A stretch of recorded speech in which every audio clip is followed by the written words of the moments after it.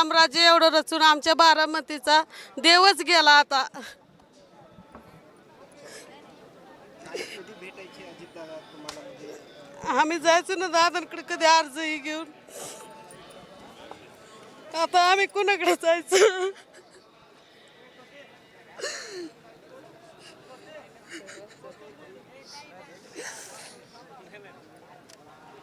तुमचं कधी काम दादांकडे शेवटचं झालं? आम्ही गेलतो ना एकदा का दादांकडे कामासाठी मेडिकल कॉलेजला विचारायला. तेव्हा त्यांनी घेतला होता अर्ज. म्हणलं तिकडले काम चालू झाले ना मग लावतो तुम्हाला आयुर्वेदा मेडिकलचं. बारामतीची शानच गेली. आमच्या बारामतीची शानच गेली हो. आता आम्ही काय करायचं?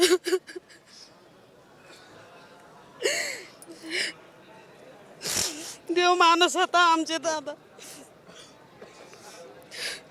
दादामुळं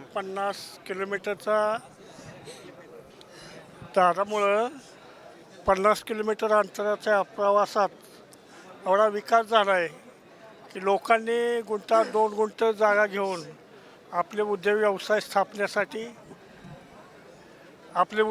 स्थापण्यासाठी जागा घेतल्यात. आणि बारामतीचा विकास पाहता आज जो दादा गेल्याचं दुःख तर सगळ्यांना आहे, पण बारामतीचा विकास खुंटला असं एकंदरीत चित्र जनसामान्यामध्ये निर्माण झालं आहे.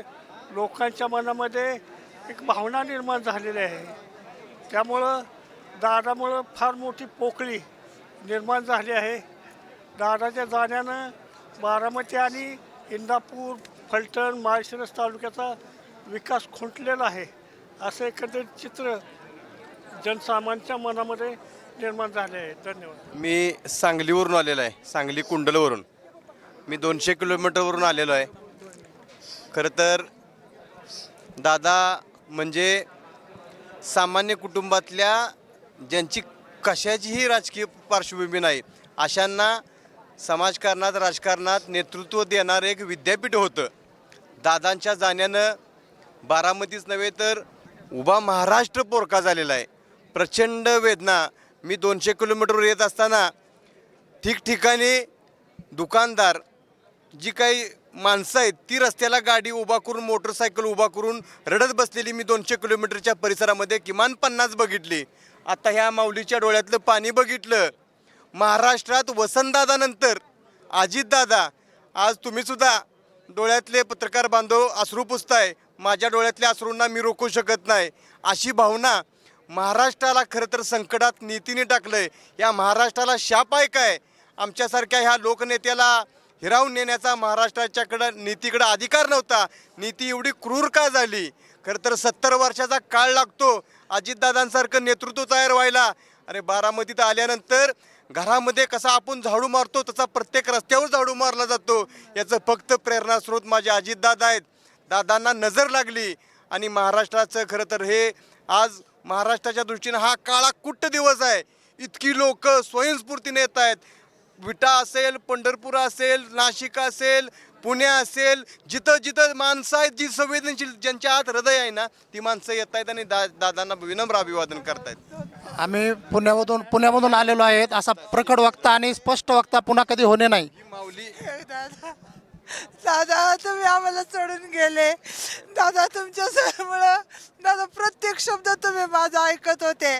दादा मी ज्या वेळेस तुमच्याकडे येत होते सगळं ऐकत होते. हे दादा तुम्ही आम्हा सर्वांना पोरके करून गेले या बारामतीला. दादा तुम्ही परत या, आम्ही एवढीच विनंती करतो. दादा मी बोलू शकत नाही. आमच्या कुटुंबासाठी तुम्ही खूप केलं. ह्या बारामती हे तुमचं कुटुंब होतं.